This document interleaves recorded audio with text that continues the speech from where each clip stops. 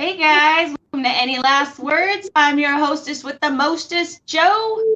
And tonight, I finally have Michael Vincent Hey, hey, Berry. hey, hey! Man, I tell you, I love your intro. I think it's the best of the biz. I'm sitting over here rocking out while your show's opening. How are you tonight, Joe? I am good. How are you today? I'm fantastic. Finally, Uh, my truck tires finally stopped rolling. I've been rolling all through Texas for the last 6 or 7 days, and then I went down to Naples, Florida to shoot. So I'm tired. I'm tired. My ass is tired. I bet. Bro, Yeah, hot. Like, God, it's all hot places. Well, I so hear hot. Florida's kind of like humid, so it's kind of sticky there, no? Oh, it was so humid. I was down in Naples. I was there for about 4 days, and it was hot and humid. And then I came back through Louisiana, got me some good food there. Kept on driving through Texas and out to West Texas. I've been out in the oil fields of West Texas for the last 4 days, but I'm telling you, it gets hot out there. Oh my gosh. I've been to Texas maybe twice, and once was kind of at the beginning of the summer, and Yeah. it was okay. It wasn't that bad. I live in Bakersfield, California, so it was like 110 here on Saturday. So Yeah, I lived out in Cali for about 12 years, so I totally get it. That heat, especially in the mid range of California, there in Bakersfield. I love Bakersfield, by the way. I'm sorry. No, I'm just kidding. Uh, I like the Roy Clark song of the streets of Bakersfield. Have you ever heard that? You've got it. I have. Yeah, I'm not from here originally. I've lived here off and on for about 20 years, but I'm not originally from here. right on. So I've kind of like, I don't know, not that I hate it here. I try to ignore some things because they get kind of hokey, but Yeah, I don't know. It's cool. It's cool. I'm not gonna stay here forever, but it's cool. right on, right on. Oh my gosh. So we were talking a little bit before we had come on, and you said that you had done teaching at a performing arts school. Yeah. So my background is in theater, and I guess I don't know. In 2007, I decided, or 2005, I believe it was, to go back and get a separate degree in teaching, primarily for theater, and worked for a little while there in the Boston area in a town called Lawrence, Massachusetts. Started a big theater program there, and then moved out to San Francisco, where I became the chair of theater at Oakland School for the Arts there in Oakland. Shout out to OSA. Great kids, great school, amazing supporting parents, just a great inner city school that is really giving opportunities to so many people to get such an amazing arts education, which is rock solid. That's so cool. I'm actually up from in that area, by the way. Oh, nice, nice. I love Yeah, it. I miss it. The Bay Area is I great. do too. I don't miss the prices, Yeah, but right. It's crazy. and Newsom had a nice big deal in that before he became our governor. So Yeah. Yeah. I mean, the last time I was there, places were being sold for just like run down, abandoned, perfect places to film horror movies, but just take it to the ground for $1 million just so they could rebuild on the property. It's crazy. it is. It is so insane. It's like, you know how many houses I can buy in Oklahoma for that money? Hello. Buy Yeah. like 3 ranches in Oklahoma with that money. Oh, yeah. Yeah. I feel you. Oh my gosh. So so other than theater, you've done film. Have you done commercials? Have you done TV? You've done TV. I saw some of your website. Yeah. So yeah, I left public education about 2017, so 3 years ago, and I had done it for so long, and I felt like I had kind of done what I could in that area, Mhm. and had an amazing run at teaching, and just all the amazing things that it offered me as a person, and the learning experiences and the opportunities. So, but I had kind of like needed to bow out of that. I was tired, and I knew that there was somewhere, something inside me that wanted to keep kind of going and gravitating myself towards what I really wanted to do, which was film and television, and it took me a long time to believe that I could do that. Um, and then once I decided that I could, I just kind of went balls to the wall. I moved home back to Texas, where I'm originally from. I'm from Katy, Texas, which is outside of Houston. I came back here to just kind of build a resume, because everything was on my resume at that point was theater. And so I did, and I got an agent here, which was an amazing opportunity for me in Austin, and just started building my resume, doing some local commercial work, and some industrial work, and then a couple of student films, and then some short films, and then some feature films, and television, and it's been an amazing 3 years, and it's happened pretty quickly. Not to say that it hasn't had its obstacles, right? But yeah, I think that I kind of felt that draw to Texas back home, and then making kind of shifting my mindset around to it, and really believing it, and just going for it. And whew, man, it's blowing up, which is, I'm really grateful for that. And it's, opportunity has arisen, and for the most part, I'm pretty prepared for it. So yeah, it's been awesome. It's been an awesome run so far. I love it. You sound busy. Like, do you have downtime? Like, is there available? Oh, I mean, believe me, this, yeah, I'm probably taking sure. up your time. No, for sure. Like, in this profession, sometimes you can go weeks and months without booking, and then it gets crazy, and then you all of a sudden you have 3, 4, 5 projects of 7, 8, 9 auditions, which is a amazing thing to have and to be grateful for. And but yeah, you gotta be a little disciplined to spread that money out, because there could be times where you go with nothing, right? And I've been there, so that's why you ride the wave while you can. And so I put a lot of miles on my truck, because I haven't wanted to fly anywhere. I wanted to just kind of be like, okay, well, I'm going to stay in my little COVID-proof cubicle truck. And yeah, exactly. So yeah. So what do you like to do in your downtime? It's funny, because I play all of these. There's like, I'm a Gemini, but I think there's actually 3 of me, right? My favorite place to be, is on set, right? Like, just doing what I love. That's where I call home. Home number 2. Home number 1 is with my partner Adam, and we live in a little town called Round Rock, right outside of north of Austin. And then I have one of my 3 children that live with us. I adopted with my ex-partner Brian, if he's on here. Hey, Brian. He is deaf as well, and so we adopted a sibling group 9 years ago. 3 deaf children. That are siblings, and they were all living with my ex-partner, when we went our separate ways. But we co-parent really well, and my youngest son moved to Austin for some extra support this last year. He's doing great. So, yeah, I like spending time with my family, and whether it's my nuclear family or my extended family, my friend family, right? But we have a wide definition of what family is. So, doing that and really just chilling, like, the some of the greatest days are just being on the couch with the blinds drawn, and it's a little chilly. And you're ordering takeout, it's like, I don't have to be anywhere. I don't have to tape anything. I don't have to make sure I'm editing it right. So make your little cave. What's that? Just make your little cave and just stay. Totally, like a total man cave. We love it. And I have a little adorable dog. He's not little. He's now about 75 or 80 pounds. He'll be a year old in October. His name is Broadway. He's a white boxer. He's amazing.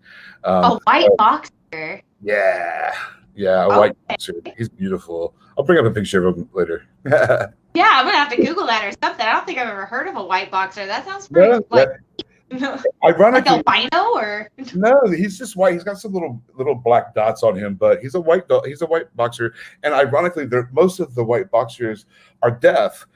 So it's just flipped in my family. My children are deaf, and my dog's hearing, and it all works. And my kids my kids signed to the dog, so that's a whole other story. Does the dog understand.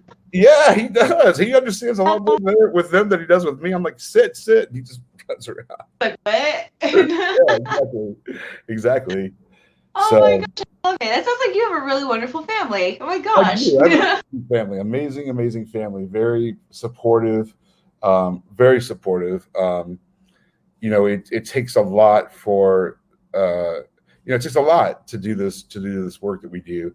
And for myself, I do it full time. There's no safety net as far as a part-time job or what have you. I've got one of my coaches, Valerie Hubbard. She says, part-time actors get part-time results, and I'm like, well, shit, that ain't gonna work. Makes sense. That ain't gonna work. So yeah, it's a lot of hustle and grind and. Can we do a layaway program on this or something? Yeah, exactly. Yeah, for sure. Yeah. So that's what I'm up to. I just got back. Like I said, I just got back from Big Spring, Texas, which is out there near Lubbock and Amarillo and Odessa and Midland. And it was like 100 degrees outside, which doesn't seem that bad, but they have that chalky type of sand out there that it's just like, you might as well just be working on a big thing of tinfoil, it's like, burn me, and it's like, yeah, it's crazy. And I'm not one to really enjoy that type of heat for very long. But it certainly added to my to informing my character. I played an oilman that had a bad story, a bad secret family secret, and I ended up. I won't give the film away, but I get my comeuppance, so to speak, in a pretty gruesome way. The film, it's called Crude Massacre for a reason. But so we'll be back up there in about 2 or 3 weeks to wrap up that project. So more heat ahead. Well, hopefully it won't be as bad. Well, I don't know how Texas summers run. Ours kind of run until October. Yeah, ours started around February and run till November. Okay. No, not really. It's like May to September, October. Okay, so about what ours is. Yeah, then it dropped 5 degrees. We call that winter. Yeah, exactly. Yeah, for sure. It's cold. Put the heater on. It's like only 97 in here. Jesus. God, I'm fucking freezing here. Well, I love being on the road. I'm in a hotel right now, which is, I gotta tell you, it's a kick-ass hotel. There's all these different hotels you can choose from. I'm up in Dallas, and I saw this little cool boutique hotel called the Tex. It was called, what's called the Texican. I'm like, okay, was that racist? I'm like, that's kind of weird. But I'm telling you, it's the sickest little 1950s Western, Southwest Arizona, Mexican, Texas retro hotel. It rocks. How adorable. Yeah, it's like $90 a night. I highly recommend it. It's in Las Colinas if you're ever up this way. All right, cool. You said the Texican? The Texican. Texican. All right. Yeah. Eat doggy. Speaking of characters, and the character that you just played, I was looking at your website, and by the way, guys, in the description there is the link to michaelvincentberry.com, which is his website. You can see more of the stuff that he's done, as well as his IMDb, and see some of his other credits. Sorry, I don't know why my phone just clicked. Anyway, I was looking on your website, and I kind of laughed, but I thought it was like, I guess that's a pretty good way, to put it out there. You have like a description box, like on your main page. It says often cast as. Yeah, that's my one page you're looking at. Yeah, no, I love it though, because it like the way it, the description of the characters you played, like, the psychopath killer, the pissed off district attorney, like I can picture that in my head. You know what I'm saying? Like the way they're described. So I kind of laughed at that, but I love it though. The backwoods crazy man, the biker tough guy, the gay teddy bear that has been provoked one too many times. Yeah, I'm an openly gay. I'm an out acting. I'm a gay actor. I'm out, and that's always something that has been important for me, right? When I was teaching and as an artist myself, just to be really honest and open and just lay it out there who I am, right? Because then it also, for me, growing up as a gay teenager who wasn't necessarily out and had girlfriends and then became an adult gay male, that putting it out there in my business was a way for me to own it, right? And so and own anything that may come from that that's in a negative way, if that makes sense. So it gives me the power of it. So yeah, I'm an openly gay actor. I love it doesn't mean I just do LGBT programming, but I do tend to draw towards LGBT projects that are different and offer a message that is beyond everybody dying of AIDS and the boyfriends that split up and all of that stuff. So I literally look for characters and stories that have a nice arc and that can tell a point of view and a perspective as an LGBTQ member or ally. And that's why I took on Innocent Boy in the role of Mama, which has been probably the craziest roles I've played to date in film. It's I don't know if I think you saw the trailer for it.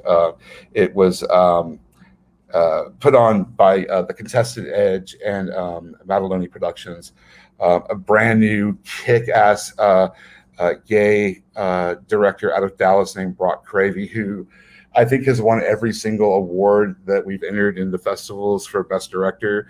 His vision. He wrote the piece as well. It's a short in the LGBT horror realm, and it's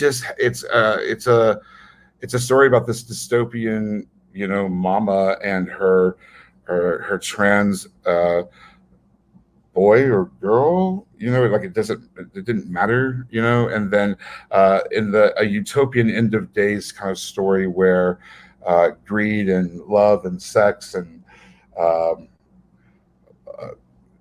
lots of drugs,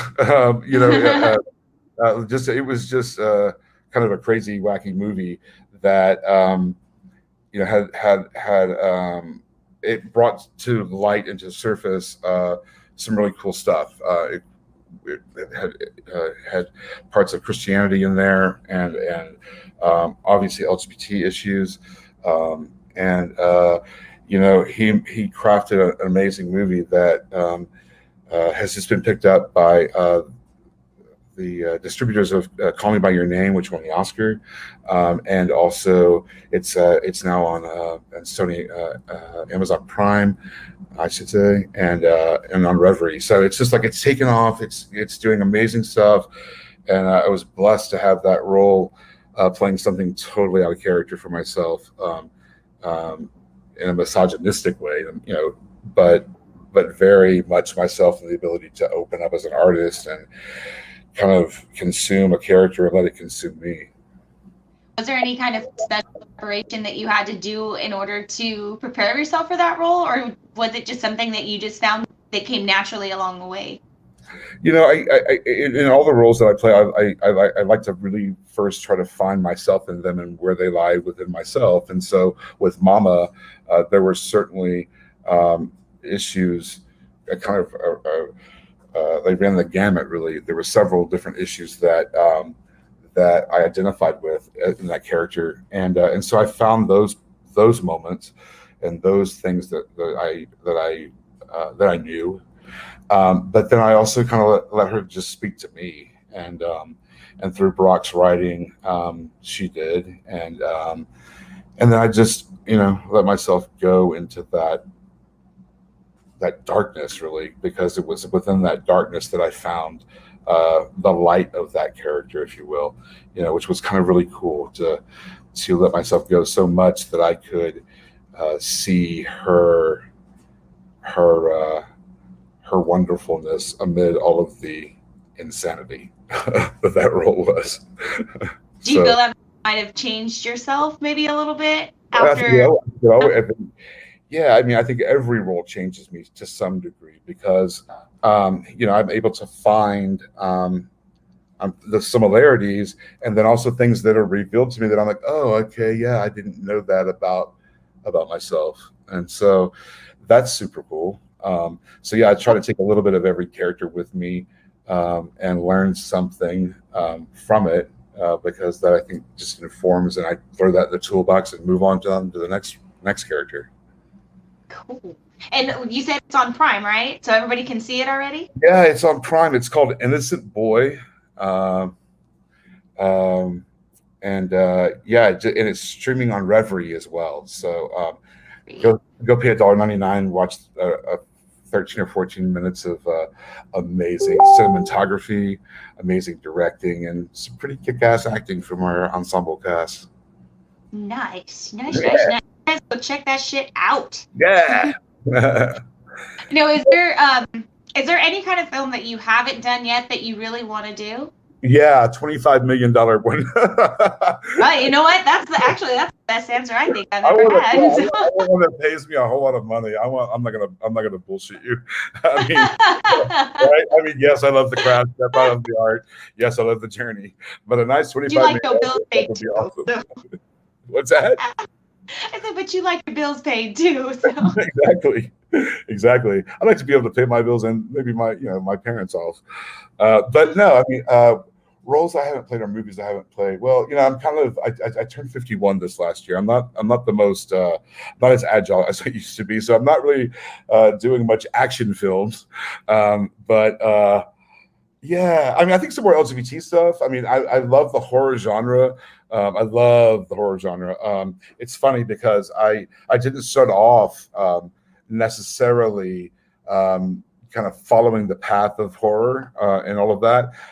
But one day, as I was working with my branding coach, I was trying to kind of think of, okay, well, who do I identify as and what kind of roles can I play? And, for the first year and a half of this, I was kind of just throwing spaghetti up against the wall. Hoping, yes, I'll do your, nursing home commercial. Yes, I'll do, like I would take anything just to get a job. Right. But as I've kind of moved along and kind of refined that a little bit, I have really honed in on my branding, which is timely enough, unhinged.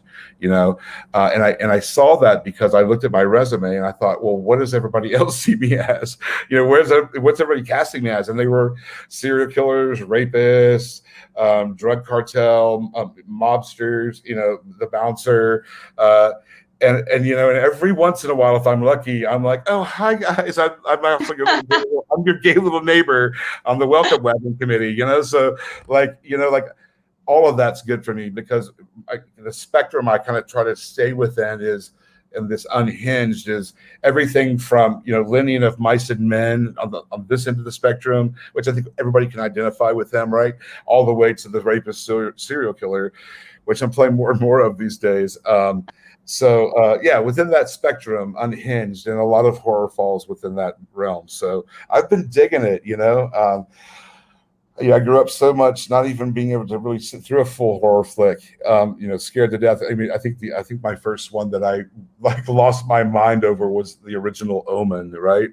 Oh, remember that? Yeah, all for you, Damien. It's all for you, Damien. Oh my, that scared the shit out of me.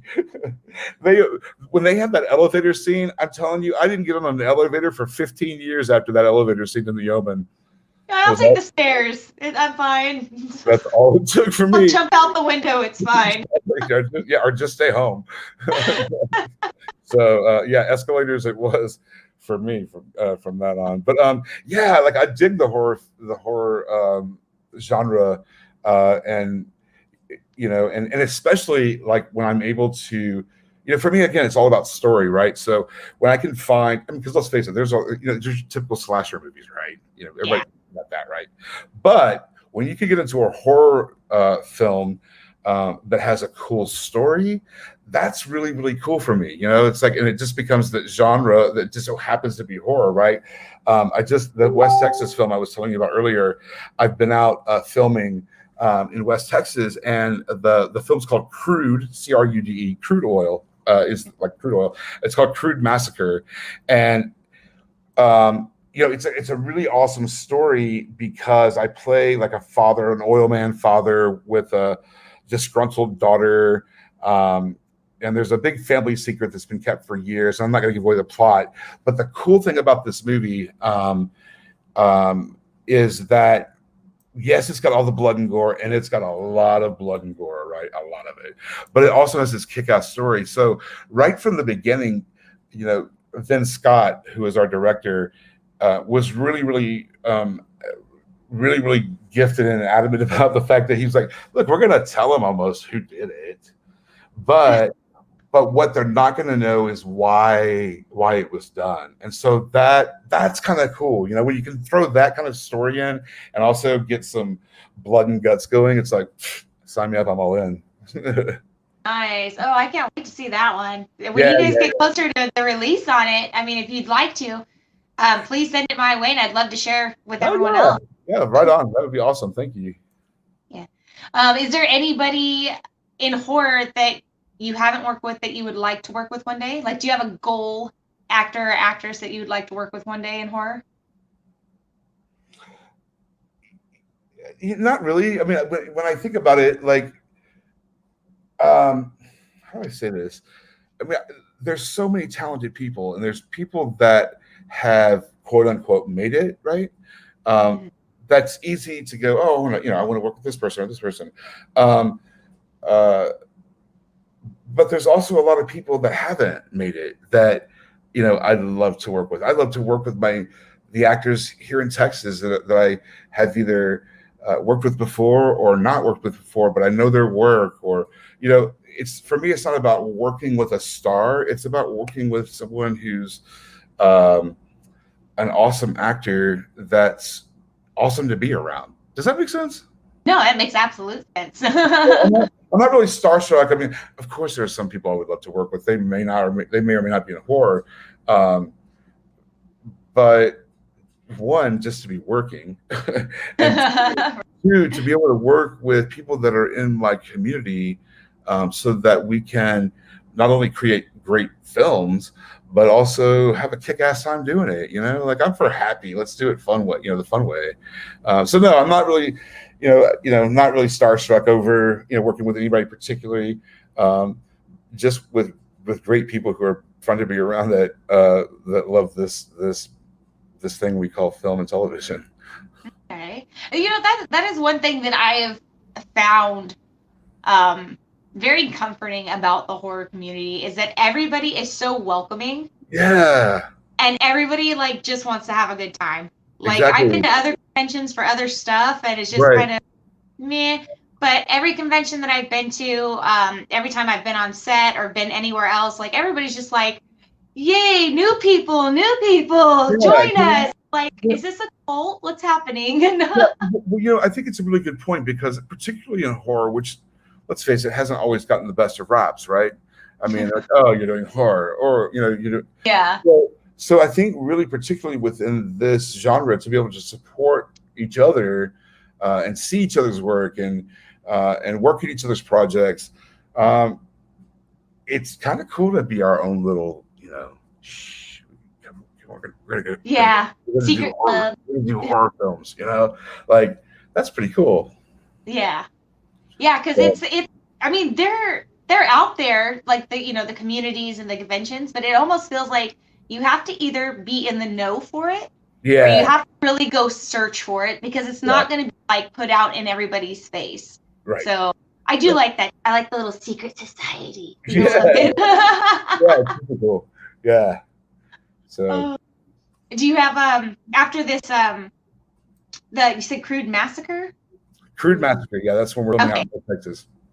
When you're done with this one, do you have another one lined up, or are you going to be able to take a break for a second and breathe, or?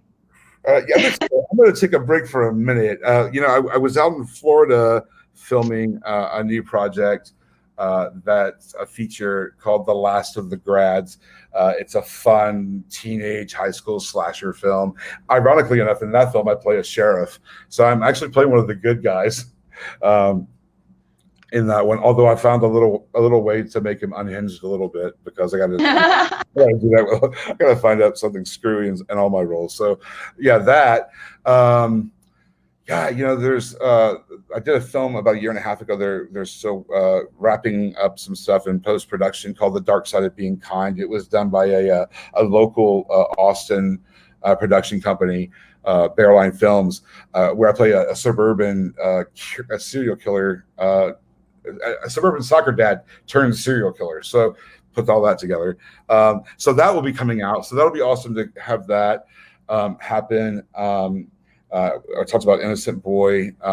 There's another cool project that I am attached to that I'm really super excited about. We're going to start filming in 2021, but we're attached and ready to go in a lot of ways, called the Sawyer Massacre. I'm doing all these massacres. Oh, is it related to the Texas Chainsaw Massacre? Yes, it's going to be the Shut your mouth. I've been like, oh. Yeah, it's going to be awesome. There's a huge budget for it. And do you need someone to like hold your bags and bring you probably water? So. You know what, Joe? I know I can hook you up on this film. I'm not playing the ultimate killer, but I definitely play an unhinged character in this film. That's going to be awesome to play. This is going to be done out of it's a Canadian project, a Canadian team that's going to come to Central Texas and film next year. So super excited about that. Yeah, super excited. That's so dope. I'm so happy for you. Yeah, we'll stay in touch because I'll get you on that film for sure. Maybe you could do a little podcast or something from it. Hell yeah, that would be fun. Yeah, for sure. So that's all working or coming out, and that's always exciting because they're if they're the ones that are independents here are on the film circuits when they come back on the film festival circuit, and so those are going to be fun to attend and be able to see other artists throughout the country and the world, really. And then my super cool project hopefully is going to drop this fall. We had to stop filming the last 2 episodes of season 1, but I've got a dope project that's going to drop on Sony Amazon called Them Covenant, and it's an amazing series that's going to be starting on. It's produced by Sony for Amazon about an African American family in the 1950s that come out to Los Angeles, and all of the banking and loan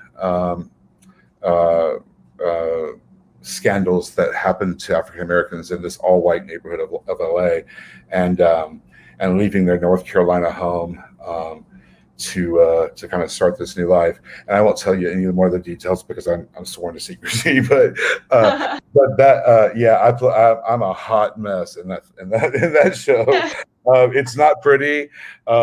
It's not pretty. It's just, I warn everybody now. But I had an amazing cast to work with and an amazing director and showrunner, little Marvin, and. Yeah, when that drops, I'm either going to work a lot or I'll never work again. They're going to hate me. Yeah, I was a really bad guy in that show.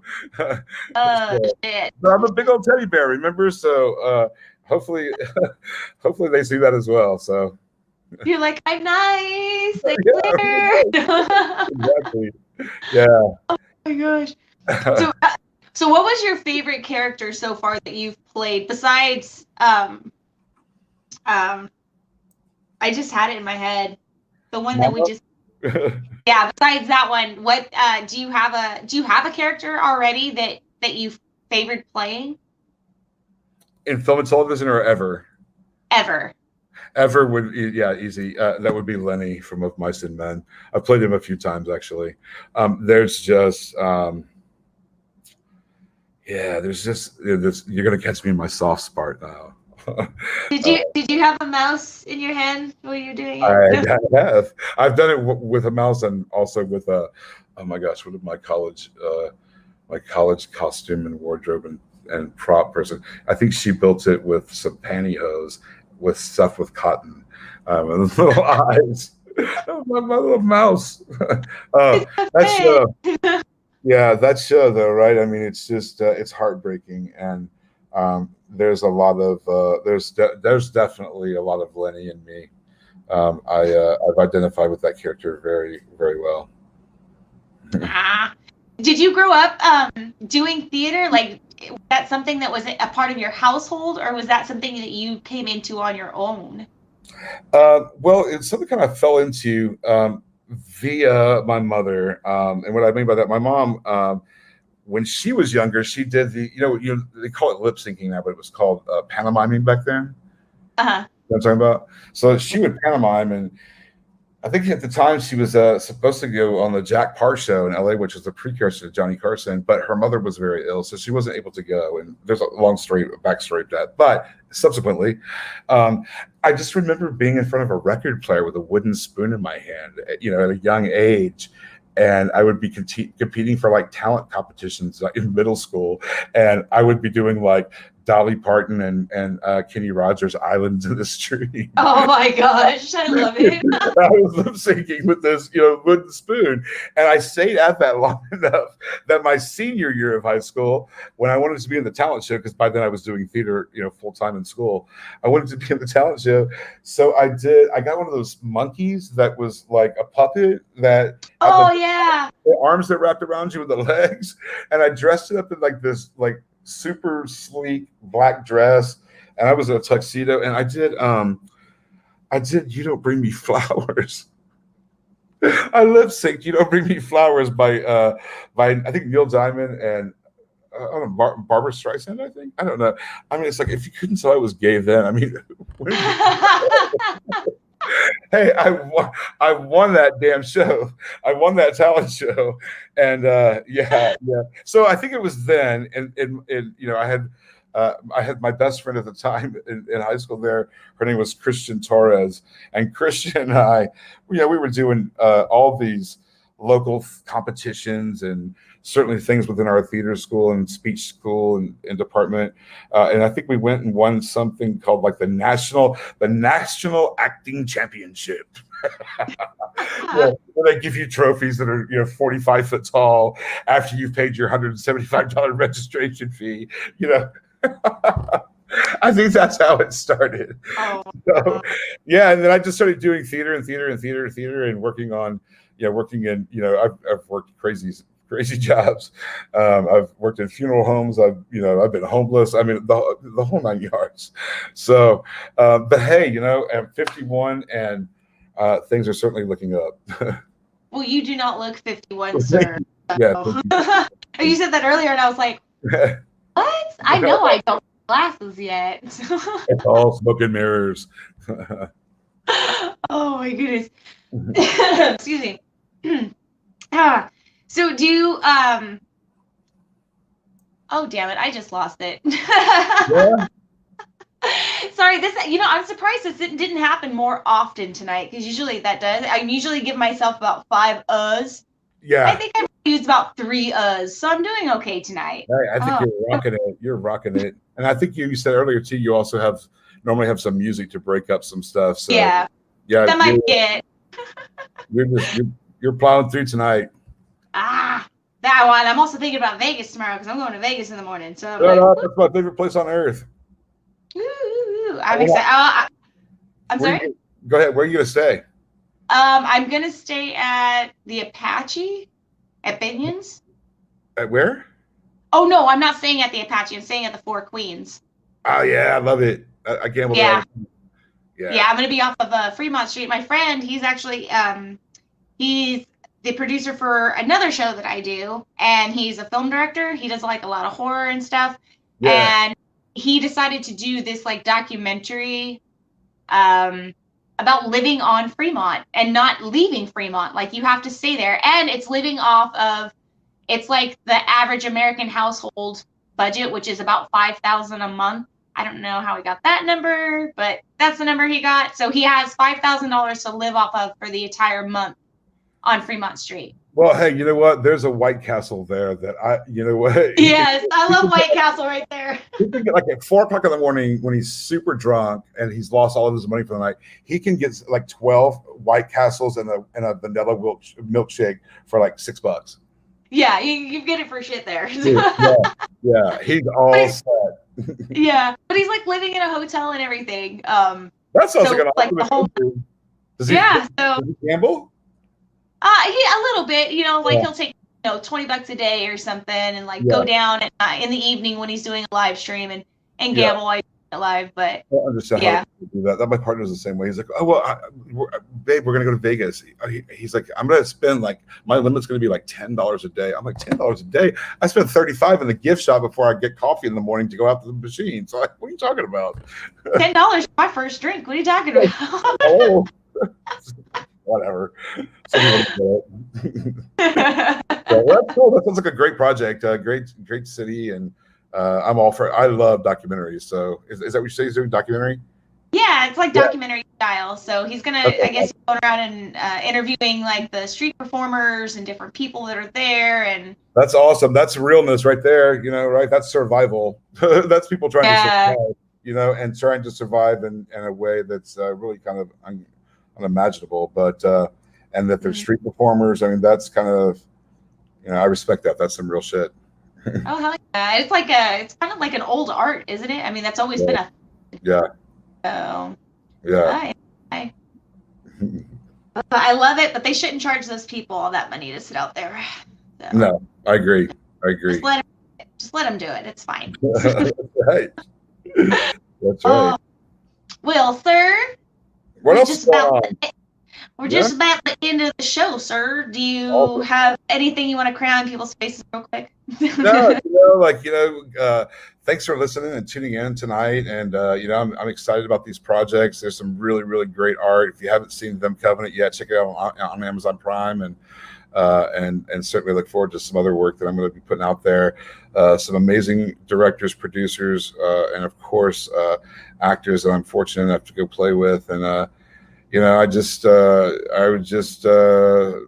say thanks for tuning in and checking it out. And hopefully you can see some more of my stuff in the future on this awesome journey. Hell yeah! Hopefully, fingers crossed. Fingers crossed. More work from the Covenant coming out. It's gonna. That's gonna hopefully look for that in the fall. It's on Amazon. That's gonna be crazy, but hopefully it's on to bigger and better things. Oh yeah, I'm excited for you. You like definitely sounds like it's very well deserved, because you sound like you work your ass off, dude. Yeah, hustle and grind. Yeah, there's been, it's all for me, Joe. And just leaving with this, it's all about